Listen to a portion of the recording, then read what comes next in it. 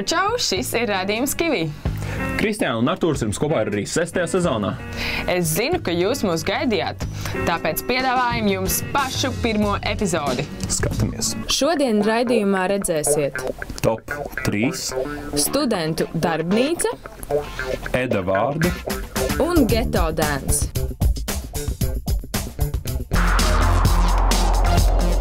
Cilvēkiem visos laikos ir paticis runāt. Tāpat manam kolēģim Artūram, viņam ļoti patīk runāt nepārtraukti. Es runāju visu dienu nepārtraukti. Bet tā kā visi vienmēr runā, mēs jums piedāvājam jaunu rubriku. Visi runā top 3. Kristiāna, kur? Labi.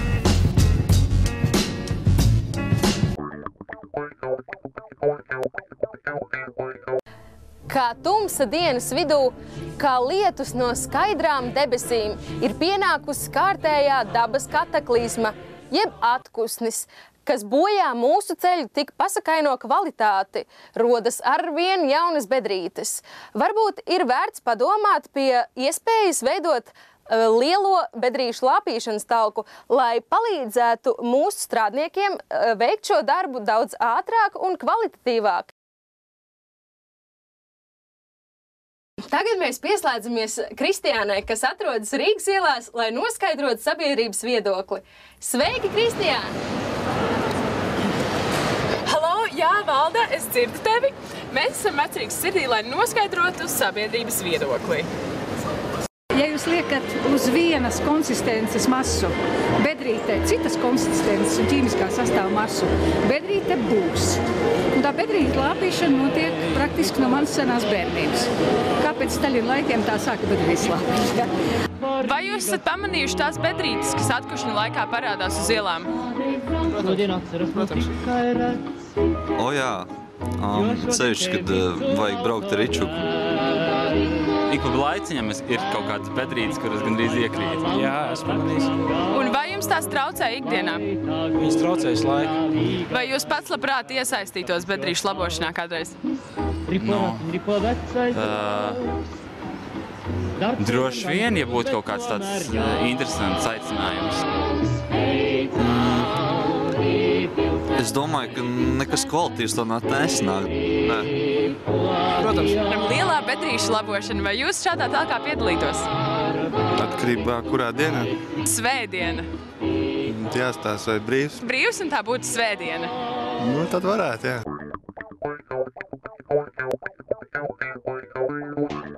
Jaunas skolas, jauni bērnu dārzi, jaunas ielas un parki, inovācijas, iedzīvotāju labklājības līmeņa celšana. Šķiet, Rīga pirms priekšvēlēšanu kampaņām nemaz nav pastāvējusi. Uzzināsim, kas ir tas, ko sabiedrība vēlas redzēt un dzirdēt priekšvēlēšanu kampaņās. Ja jums būtu jāveido sava politiskā reklāma, vai jūs jau iedomājaties kādu saukli vai vizuālu risinājumu, kāds izskatītos? Pateikt visu godīgi, kā būs. Es domāju, patiesība tīrākā jāsaka, kas notiek vispār pilsētā, un tas arī būtu vislabākais. Man uzrunāt visdrīzāk kaut kas estētisks, viņš man ir paņemt uz vizuālo. Droši vien kaut kādi reālie piemēri, ko tie politiķi ir izdarījuši. Vislabākā reklāma ir cilvēka personība ar to, ko viņš dara. Tad, ja kāds grib foršu reklāmu, pasūtiet viņu man. Es zinu, kā to dara, es to esmu mācījušies darīt.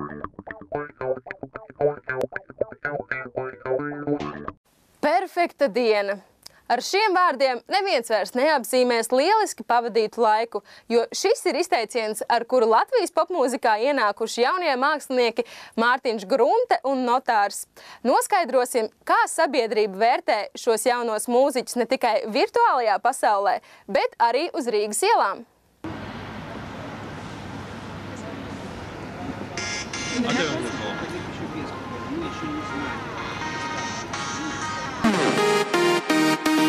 Es attaisu nāk un zinu, ka tur ir perfektā dzīve, savu mīlestību, sakārto dienu, savu dzīvi, saglabāju laimi, perfekti, seko jūtām nākotnē, atrod viņu savai laimei, es savu šarma apbrošas ietver, jūtam skaistums un kaislē.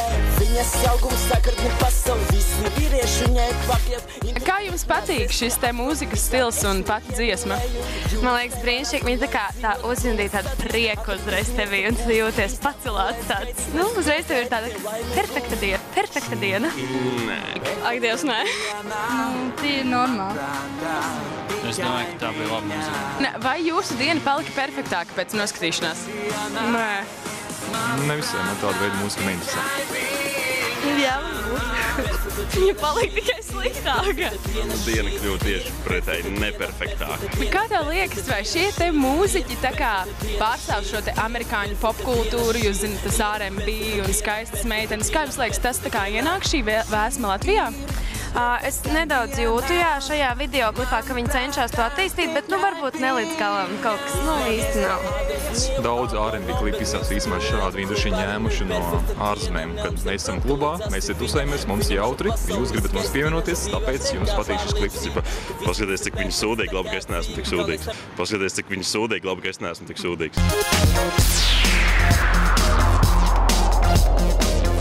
Dažiem studentiem ir labas idejas. Citiem tādu nav. Mēs jums stāstīsim par studentiem, kuru idejas izceļas citu vidū un kuri atrod iespēju ar šīm idejām pat nopelnīt naudu. Čau! Šodien pie mums uz fakultāti ir atnākusi Edīte. Edīte nepērk dāvanas dāvanu veikalā. Viņa tās izvēlās darināt pati. Viņa apglezno vāzes un krūzes, kā arī glezno uz audekla. Bet to sīkāk viņa mums pastāstīs pati. Čau, Edīte! Čau! Pastāstīji, ar ko tu nodarbojies? Kā jau tu pati minēji, es apgleznoju stikla krūzes, kā arī citus stikla priekšmetus un gleznoju uz audekla. Vai vieglāk un lētāk ir nopirkt dāvanu jau gatavo veikalā, vai nopirkt izēju materiālus un pagatavot dāvanu pašai? Vieglāk ir nopirkt veikalā dāvanu, tāpēc, ka šie izēju materiāli priekš stikla apgleznošanas un gleznošanas uz audekla ir dārgāki. Kāda ir cilvēku reakcija, kad viņi saņem šāda veida dāvanu? Cilvēku reakcija ir pozitīva, tāpēc, ka šī dāvana, ko, piemēram, es apgleznoju krūzīti un kāds cilvēks to uzdāvina savam draugam, tas liekas vairāk personiski, jo tas darināts tieši viņu. Tu minēji, ka izēvielas nav no tām lētākajām, bet kā tu nopelni sev? Īstenībā ar laiku tas viss atpelnās. Es uzgleznoju krūzītes, pārdodu un ar laiku tā naudiņa atnāk atpakaļ.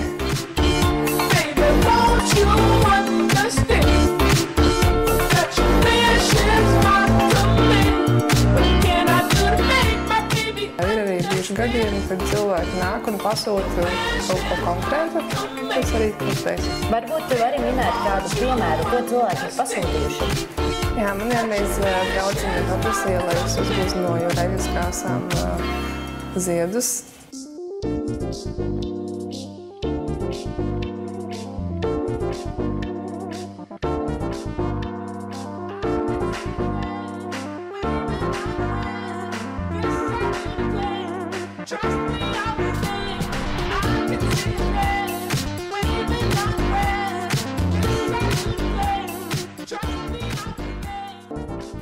Tagad arī Kivī komanda varēs dzert tēju no Edītes apgleznotās krūzītes. Ja arī jūs vēlaties ietaupīt laiku un līdzekļus dāvanu iegādēji, tad gleznojiet un apgleznojiet, vai arī vēršaties pēc palīdzības pie Edītes, vai ne, Edīte? Jā, vienmēr būšu gatava palīdzēt.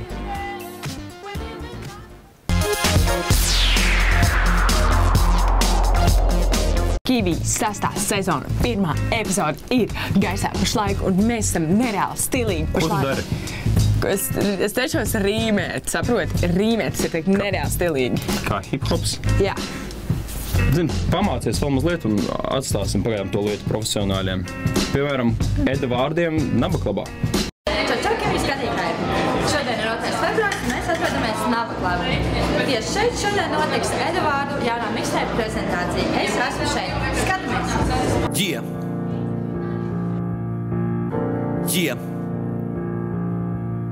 Tagad, kad šo rakstu, man viss kārtībā. Kaut man dzīves ceļš ir kā trips Āfrikā. Es esmu starp pofigismu pret klapatām, negācijām bez jēgas un optimismu bez pamata tagad. Es zinu, kāpēc man nenāk miegs, jo viss ir no svara. Kad esi pedants liels, svešas idejas par to, kas īsts blakām. Jā, es rakstu tekstus kompī, bet vismaz fonts slīp rakstā. Es nekad nesapratu jūsu principus. Vienīgais, ko zinu, ka tie skan krutu un ir tīzli. Ar nepacietību tos gadus gaidat, kad varēsiet teikt, cik viskruta bija manā laikā. Pie savas radu saimes man ir savas domas, kas reti balstās uz jums, jā. Izvēlos publiku ne pēc tā, ko klausās, bet jūtā. Visas dziesmas reprezents, tie durak nav meli, lai arī kā tēma autors beigās runā par sevi. Okay. Vai tu vari pateikt Rīga? Vai tu vari pateikt Rīga? Vai tu vari pateikt Rīga? Okay. Es jūtos sasodīt noguļus, tā kā, tāds, ka tas bija fiziski grūti, tā kā, teiksim tā. Jā, tas ir, es reiz varu pateikt, ka tas ir fiziski grūti, un tā kā, kamēr tu blies, tu tā kā cīnies ar savu ķermeni, tā teikt, un pēc tam, kad viss beidzas, tad tu tikai sāc domāt, šeit bija forši. Tad ir pozitīvs emocijas, ja? Jā, protams, es negaidīju, ka tik daudz cilvēku atnāks, tā kā, jā, laikam atkal netika pāris cilvēki iekšā, es atvainojos, es nezināju, ka jūs būsiet tik daudz. Nu jā, tā. Kāpēc tieši mixtapes? Mixtapes tāpēc, ka tas formāts ir tāds, kur ir, teiksim, oriģināli skaņdarbi un arī tiek paņemti arī mūzika no ārzemju izpildītājiem. Un vienkārši bija tāda mūzika no ārzemju izpildītājiem, uz kuras es gribēju uzrakstīt. Un tas arī labi gāja kopā, teiksim, latviešu veidot mūziku no oriģināliem gabaliem. Un tāpēc jāsanās mixtapes. Tas ir diezgan daudz, kur no kuras smelēs ietas? Man tas radās diezgan radošā periodā. Man, teiksim, mixtape'ā netika iekļauts vēl kāds 3 vai 4 dziesmas, tā kā. Bet tas radās no tā, ka es izdomāju, kā es gribu tā kā pasniegt to, ko savas domas, kā viņas pasniegt, kā sevi pozicionēt varbūt labāk. Un no tā kā atvērās, tā kā tas radošais, un tāpēc tik daudz mūzikas radīt. Kivī TV skatītājiem nāciet uz koncertiem. Ja jūs neklausāties latviešu hip-hopu, tad pamēģiniet paklausīties. Varbūt jums iepatiksies. Tā kā tāds, es to varētu novēlēt. Ok, radoši tev turpmāko darbību. Paldies tev. Paldies, visu labu Kivī TV. Vai tu vari pateikt Rīga? Tie, skaļāk, ja? Vai tu vari pateikt Rīga? Es jūs nedzirdu, ja? Ko? Vai tu vari pateikt Rīga? Ko?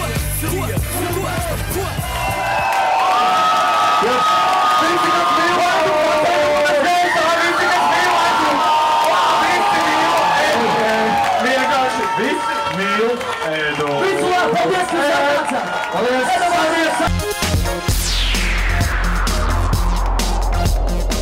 Šodien raidījumā mums ir ļoti daudz un interesanti sižeti, un viens no tiem būs nākamais, par kuru nākamais sižets būs par Artur! Jā, tad nākamais sižets ir par Ghetto Dance Winter Edition 2013, kas notika 2. februārī. Paskatāmies, kā tad dejo pa īsti. Paldies, kā atnācāt uz Ghetto Dance Winter Edition!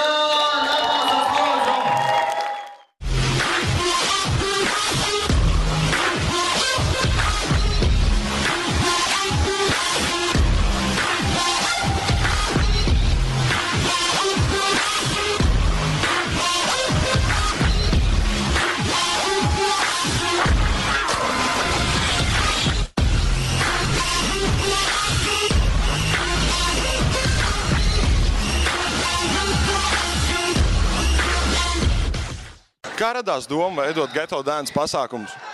Nu, jāteic, ka mēs jau 4 gadu atpakaļ, kad sākām tikko šos basketbola pasākumus, tad tieši Dejas bija tas pirmais, ko mēs pievienojām un kas sāka tā kā, dzīvot līdz tam visam. Šāda kalibra pasākumi vienu reizi gadā, vienreiz ziemā šeit, bet mazie pasākumi katru mēnesi Naba klubu. Kāda ir jūsu plāna nākotnē? Nākotnē, pirmkārt, vajag kļūt par vienu no labākajiem pasākumiem Baltijā. Tas būs grūti, jo Igaunijā un Lietuvā ir ļoti labi pasākumi pašlaik. Un diezgan grūti cīnīties, jo trūk finansiāla atbalsta, bet mēs strādājam, un es domāju, ka pēc gada mums patiešām būs ļoti labs pasākums un būs atpazīstams ne tikai Baltijā, bet arī Eiropā. Līdz ar to gribam pieaicināt visus dejotājus stiprus no Eiropas, no pasaules, lai viņi atbrauc uz šejienu, lai viņi piedalās, lai viņi dod pieredzi arī mūsējiem un lai tas viss attīstās tālāk.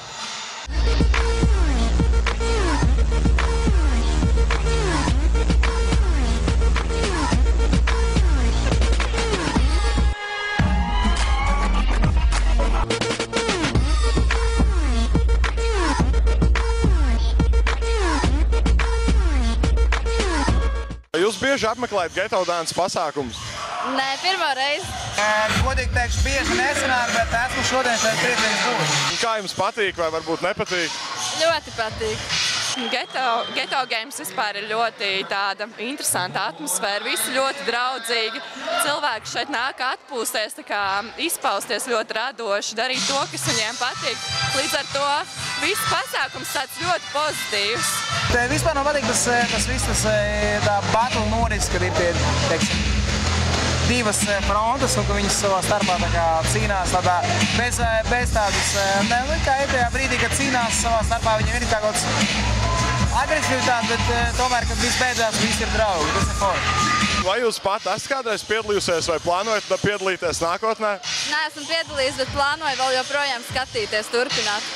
Jā, es personīgi esmu domājis, ka es varētu kādreiz piedalīties, jo es pati dejoju. Brīvajā laikā tas mans ir hobijs. Jā, es domāju, ka tagad sāksies vasaras sezona un arī Ghetto Games un Ghetto Dance īstā sezona. Es domāju, ka es arī varētu piedalīties. Nu, es neesmu īpaši labi dejotāji, bet man patīk skatīties. Jā.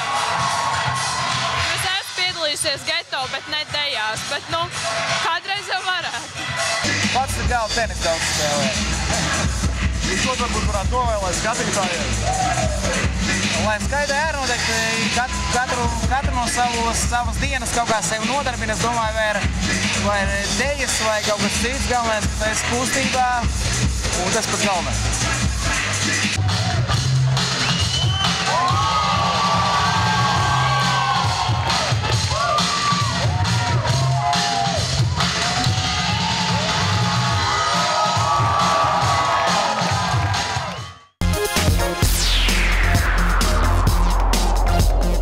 Sestās sezonas pirmā epizode ir noslēgusies. Mēs jums šonadēļ parādījām visu, kas licies svarīgs mums un cerams arī jums. Viss pārējais ir tavās rokās. Jā, jūs varat piesubscriboties YouTube, varbūt ielikt laiku, varbūt ieteikt draugam un ielikt laiku, iešērot Facebookā, iesakoties Twitterim.